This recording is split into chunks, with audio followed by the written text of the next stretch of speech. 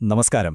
നമ്മളൊരു ഡോക്ടറെ കാണാൻ പോകുമ്പോഴല്ലേ അവരുടെ ആ സ്പെഷ്യലൈസേഷൻ ബോർഡിൽ എഴുതി വെച്ചത് കാണുമ്പോൾ ഗൈനക്കോളജിസ്റ്റ്, ഓർത്തോപീഡിസ്റ്റ് ഇതൊക്കെ കേട്ട് എപ്പോഴെങ്കിലും തല പുകഞ്ഞിട്ടുണ്ടോ? ശരിക്കും ഇതൊരു രഹസ്യഭാഷ പോലെ തോന്നാറുണ്ട്, അല്ലേ? എന്നാൽ പേടിക്കണ്ട, ഇന്ന് നമ്മൾ ആ രഹസ്യഭാഷയുടെ കോഡ് പൊളിച്ചെടുക്കാൻ പോവാണ്. സത്യം പറഞ്ഞാൽ ഈ ഒരനുഭവം നമുക്ക് മിക്കവർക്കും ഉണ്ടാകും, അല്ലേ? ഡോക്ടറുടെ റൂമിലിരുന്ന് അവർ പറയുന്ന വാക്കുകളൊക്കെ കേട്ട് ഇത് ഏത് നാട്ടിലെ ഭാഷയാണപ്പാ എന്ന് ചിന്തിച്ചു പോയിട്ടുണ്ടാകും. പക്ഷെ വിഷമിക്കണ്ട, ഇതിനൊരു എളുപ്പവഴിയുണ്ട്. അതെ, ഈ കേൾക്കാൻ പാടുള്ള പേരുകളില്ലേ, അതൊക്കെ മനസ്സിലാക്കാനുള്ള ഒരു താക്കോലുണ്ട്. അത് ആ വാക്കുകളിൽ തന്നെ ഒളിഞ്ഞിരിപ്പുണ്ട്. അതിൻ്റെ പുരാതന ഗ്രീക്ക്, ലാറ്റിൻ വേരുകളിലാണ് ആ രഹസ്യമുള്ളത്. ആ കോഡൊന്ന് പൊളിച്ചെടുക്കാൻ പഠിച്ചാൽ മാത്രം മതി, പിന്നെ എല്ലാം സിമ്പിളാണ്. ശരി, അപ്പം നമുക്ക് തുടങ്ങാം, അല്ലേ? ഈ പേരുകളൊക്കെ കൃത്യമായി മനസ്സിലാക്കുന്നത് എന്തിനാണെന്നറിയാമോ? പലപ്പോഴും ആളുകൾക്ക് അങ്ങോട്ടും ഇങ്ങോട്ടും മാറിപ്പോകുന്ന ഒരു സ്പെഷ്യലിസ്റ്റിന്റെ പേരിൽ നിന്ന് നമുക്ക് തുടങ്ങാം. അപ്പോൾ അതിന്റെ പ്രാധാന്യം ശരിക്കും പിടികിട്ടും. ഇന്റേണിസ്റ്റ്. വളരെ സിമ്പിളായിട്ട് പറഞ്ഞാൽ നമ്മുടെ ശരീരത്തിനകത്തുള്ള പ്രശ്നങ്ങൾ കണ്ടുപിടിക്കുന്ന ഒരു ഡിറ്റക്റ്റീവിനെ പോലെയാണിവർ. ശരീരത്തിനുള്ളിൽ എന്താണ് സംഭവിക്കുന്നതെന്ന് ഇവർ കൃത്യമായി കണ്ടെത്തും. പക്ഷേ ഇവിടെയാണ് മിക്കവർക്കും തെറ്റുപറ്റുന്നത്. ഇന്റേണിസ്റ്റ് എന്ന് കേൾക്കുമ്പോൾ ചിലരെങ്കിലും വിചാരിക്കും അത് ഇന്റേണാണെന്ന്. എന്നാൽ അങ്ങനെയല്ല.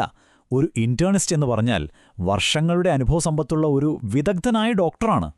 അതേസമയം ഒരു ഇന്റേൺ എന്ന് പറയുന്നത് പഠനം കഴിഞ്ഞ് പരിശീലനം നേടുന്ന ഒരു പുതിയ ഡോക്ടറും. കണ്ടില്ലേ, ആ ഒരൊറ്റ വ്യത്യാസം അറിഞ്ഞിരുന്നെങ്കിൽ എത്ര വലിയൊരു ആശയക്കുഴപ്പമാണ് ഒഴിവാകുന്നത്. ഓക്കെ, ഇനി നമുക്ക് നമ്മുടെ ജീവിതത്തിലെ ഓരോ പ്രധാന ഘട്ടങ്ങളിലും, അതായത് ജനനം മുതലങ്ങോട്ട്, നമുക്ക് കൂട്ടായി നിൽക്കുന്ന ചില സ്പെഷ്യലിസ്റ്റുകളെ പരിചയപ്പെടാം. ആദ്യം തന്നെ ഗൈനക്കോളജിസ്റ്റ്. സ്ത്രീകളുടെ ആരോഗ്യകാര്യങ്ങളിൽ ഏറ്റവും പ്രധാനപ്പെട്ട ഒരു പങ്ക് വഹിക്കുന്നവരാണ് ഇവർ. പക്ഷേ ഈ പേര് ഇവർക്കെങ്ങനെ കിട്ടിയെന്ന് എപ്പോഴെങ്കിലും ആലോചിച്ചിട്ടുണ്ടോ? അതിന്റെ ഉത്തരം ആ വാക്കിൽ തന്നെ ഒളിഞ്ഞിരിപ്പുണ്ട്. നോക്കൂ, ഗ്രീക്കിൽ ഗൈൻ എന്നുവെച്ചാൽ സ്ത്രീ, ലോജി എന്നുവെച്ചാൽ ശാസ്ത്രം. അപ്പോൾ ഗൈനക്കോളജി എന്ന് പറഞ്ഞാൽ സ്ത്രീകളെക്കുറിച്ചുള്ള ശാസ്ത്രം. കണ്ടോ, എത്ര ലളിതമാണ്! ഗർഭാവസ്ഥയിലും പ്രസവസമയത്തും ഒരമ്മയ്ക്കും കുഞ്ഞിനും താങ്ങും തണലുമായി നിൽക്കുന്നവരാണ് ഒബ്സ്റ്റട്രീഷ്യൻ. ശരിക്കും പറഞ്ഞാൽ വളരെ നിർണായകമായൊരു ജോലിയാണ് അവരുടേത്. ഇത് കേൾക്കാൻ തന്നെ എന്തൊരു ഭംഗിയാണല്ലേ!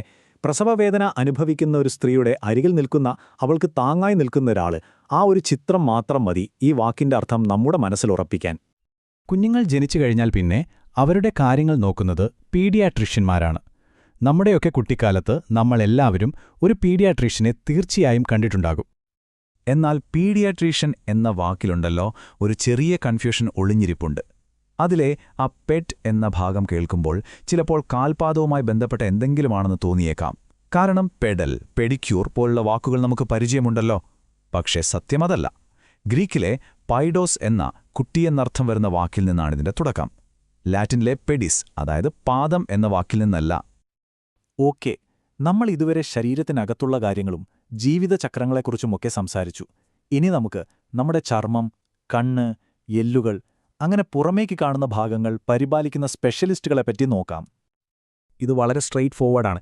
ഗ്രീക്കിൽ ഡെർമ എന്ന് പറഞ്ഞാൽ ചർമ്മം, അപ്പോൾ ഡെർമറ്റോളജിസ്റ്റ് എന്ന് പറഞ്ഞാൽ ചർമ്മരോഗ വിദഗ്ധൻ. സിമ്പിൾ.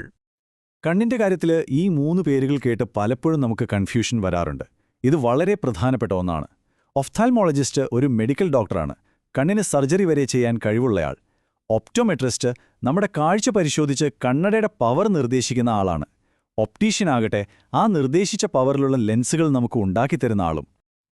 ഇന്ന് നമുക്ക് എല്ല് പൊട്ടിയാലോ, സന്ധിവേദന വന്നാലോ നമ്മൾ നേരെ പോകുന്നത് ഒരു ഓർത്തോപീഡിസ്റ്റിന്റെ അടുത്തേക്കാണ്. ചുരുക്കത്തിൽ പറഞ്ഞാൽ നമ്മുടെ എല്ലുകളുടെ ഡോക്ടർ. ഇതൊരു നല്ല ചോദ്യമല്ലേ? എല്ലിന്റെ ഡോക്ടറുടെ പേരിൽ എന്തിനാണ് കുട്ടി എന്ന വാക്ക് വരുന്നത്? ഇതിന്റെ പിന്നിൽ നല്ല രസമുള്ള ഒരു ചരിത്രമുണ്ട്. കണ്ടില്ലേ, അപ്പോ അതാണ് കാര്യം. ഈയൊരു സ്പെഷ്യാലിറ്റി തുടങ്ങിയത് തന്നെ കുട്ടികളിലെ നട്ടെല്ലിന്റെയും മറ്റും വളവുകൾ നേരെ ആക്കുന്നതിൽ നിന്നായിരുന്നു. ഗ്രീക്കിൽ ഓർത്തോസ് എന്ന് പറഞ്ഞാൽ നേരെ, പൈഡോസ് എന്നാൽ കുട്ടി. അങ്ങനെ കുട്ടികളെ നേരെയാക്കുന്നവൻ എന്ന അർത്ഥത്തിൽ നിന്നാണ് ഓർത്തോപീഡിസ്റ്റ് എന്ന പേരുണ്ടായത്. ശരിക്കും കൊള്ളാം, അല്ലേ? ഇനി നമുക്ക് അവസാന ഭാഗത്തേക്ക് കടക്കാം. നമ്മുടെ ശരീരത്തെ നിയന്ത്രിക്കുന്ന 3 പ്രധാനപ്പെട്ട കൺട്രോൾ സെന്ററുകളിലേക്ക്.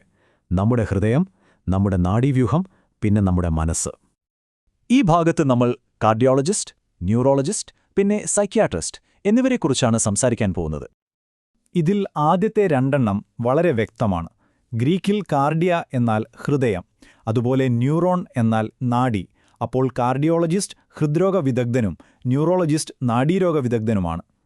സൈക്യാട്രിസ്റ്റ് എന്ന വാക്കിന്റെ അർത്ഥം കേൾക്കാൻ തന്നെ എന്തൊരു ഭംഗിയാണെന്ന് നോക്കൂ. ഗ്രീക്കിൽ സൈക്കി എന്നാൽ മനസ്സ്, യാട്രിയ എന്നാൽ ചികിത്സ. അപ്പോൾ ഒരു സൈക്യാട്രിസ്റ്റ് എന്ന് പറഞ്ഞാൽ അക്ഷരാർത്ഥത്തിൽ ഒരു മനസ്സിനെ സുഖപ്പെടുത്തുന്നയാളാണ്. അപ്പോൾ നമ്മൾ ഇന്ന് കണ്ട ഏറ്റവും പ്രധാനപ്പെട്ട കാര്യം ഇതാണ്: വാക്കുകളുടെ ഉത്ഭവം മനസ്സിലാക്കുന്നത് അവയുടെ അർത്ഥം വളരെ എളുപ്പത്തിൽ ഓർമ്മയിൽ വയ്ക്കാൻ സഹായിക്കും. ഈ ഒരു സൂത്രമുണ്ടല്ലോ, ഇത് ഡോക്ടർമാരുടെ പേരുകൾക്ക് മാത്രമല്ല, ഏതു പുതിയ വിഷയം പഠിക്കാനും നമുക്ക് ഉപയോഗിക്കാൻ പറ്റുന്ന ഒന്നാണ്. ഒന്ന് ചിന്തിച്ചു നോക്കിക്കേ, നിയമം, ശാസ്ത്രം, തത്വചിന്ത, ഇങ്ങനെ വാക്കുകളുടെ അർത്ഥവും അതിന്റെ ഉത്ഭവവും കണ്ടെത്തുന്നതിലൂടെ നിങ്ങൾക്ക് എത്രയെത്ര വിഷയങ്ങളിൽ അറിവ് നേടാനാകും. അതുകൊണ്ട് അടുത്ത തവണ ഒരു പുതിയ വാക്ക് കേൾക്കുമ്പോൾ അതിന്റെ പിന്നിലുള്ള കഥ എന്താണെന്ന് കണ്ടെത്താൻ ശ്രമിക്കണം. അപ്പോൾ കാണാം.